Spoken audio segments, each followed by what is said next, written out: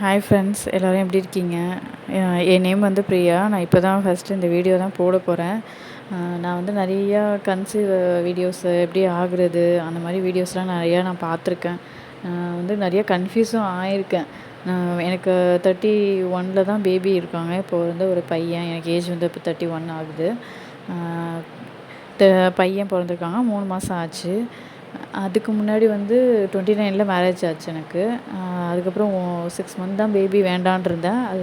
அதுக்கப்புறம் பேபி பெற்றுக்கலான்னு நினைக்கும்போது ஒரு 1.5 வருஷம் எங்களுக்கு பேபியே செட் ஆகாமல் இருந்துச்சு.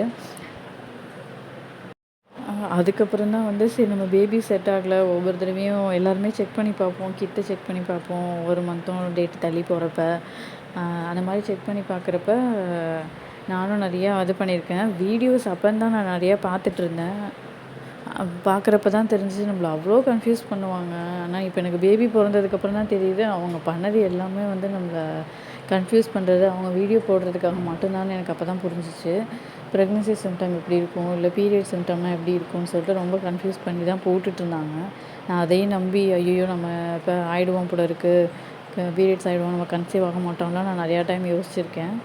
அதுக்கப்புறம் ஒரு கண்டினியூஸாக வந்து 1 இயர் நான் 2 நாள் தள்ளி போனால் கூட செக் பண்ணியிருக்கேன். எப்போதுமே நம்ம ட்ரை பண்ணுறப்ப தான் வந்து நமக்கு பீரியட்ஸே தள்ளி தள்ளி வரும். நான் உங்களுக்கு வந்து இந்த வீடியோஸில் சரி ப்ரெக்னன்சி சிம்டம் எப்படி தான் இருக்கும் அப்படின்னு சொல்லிட்டு நான் உங்களுக்கு கிளாரிஃபை பண்ணலான்னு தான் நான் வீடியோ போடுறேன். ப்ரெக்னன்சி சிம்டம்மு, அது பீரியட் சிம்டம்மு, அது ரெண்டுத்துக்குமே டிஃப்ரென்ஸ்லாம் எனக்கு கிடையாது. எனக்கு வந்து பீரியட் சிம்டம் தான் வந்து டேட் இன்றைக்கி வந்து எனக்கு ஜூலை 17 லாஸ்ட்டாக ஆயிருந்தேன்.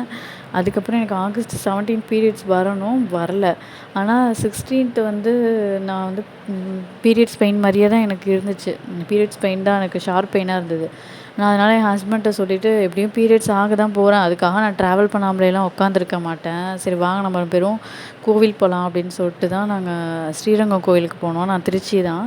ஸ்ரீரங்கம் கோவிலுக்கு போயிட்டு, அதுவும் நான் பைக்கில் ட்ரிபிள்ஸில் நான், என் நாத்தனார், என் ஹஸ்பண்ட் 3 பேரும் தான் போனோம். இங்கேருந்து எனக்கு 15 கிலோமீட்டர்ஸ் வீட்டிலேருந்து.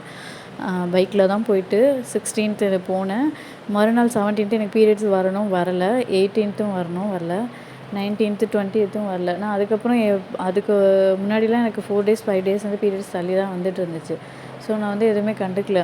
21 வந்து ஆகஸ்ட் 21 வந்து நான் சரி செக் பண்ணி பார்க்கலாம் அப்படின்னு சொல்லிட்டு தான் நான் செக் பண்ணி பார்த்தேன். நான் தான் மந்த்லி செக் பண்ணுவேன்னா, ஸோ ஓல்டு கிட்டு ஒன்று இருந்தது. அந்த கிட்டு போட்டோன்னே தான் எனக்கு ஆக்சுவலாக உடனே பாசிட்டிவ்னு வந்துருச்சு. சரி பாசிட்டிவ் தான் போல இருக்குது அப்படின்னு நினச்சிட்டு அப்போ தான் வந்து நம்ம எதுக்கும் நான் இது பண்ண வேண்டாம் அப்படின்ட்டு, ஏன்னா ஆல்ரெடி எனக்கு ஃபெயிண்ட் லைன்லாம் வந்திருக்கு. ஸோ நான் அதனால நினச்சிட்டு இது பண்ணிகிட்ருந்தேன். அதுக்கப்புறம் சரி நான் அன்றைக்கே வந்து மறுநாளே வந்து நான் ஹாஸ்பிட்டல் போயிட்டேன். செக் பண்ணி 17th பீரியட்ஸ் டேட் வரல. 21 செக் பண்ணேன். சரின்னு அன்றைக்கி மறுநாள் 22 வந்து ஹாஸ்பிட்டல் போனேன். அவங்க வந்து கன்ஃபார்ம் பண்ணாங்க. ஸோ நீங்கள் வந்து பீரியட் சிம்டம் எல்லோரும் சொல்கிற மாதிரி பீரியட் சிம்டம் வந்து டிஃப்ரெண்ட்டாக இருக்கும், கன்சீவ் ஆன சிம்டம் டிஃப்ரெண்ட்டாக இருக்கும் அப்படின்லாம் யார் சொன்னாலும் நம்பாதீங்க.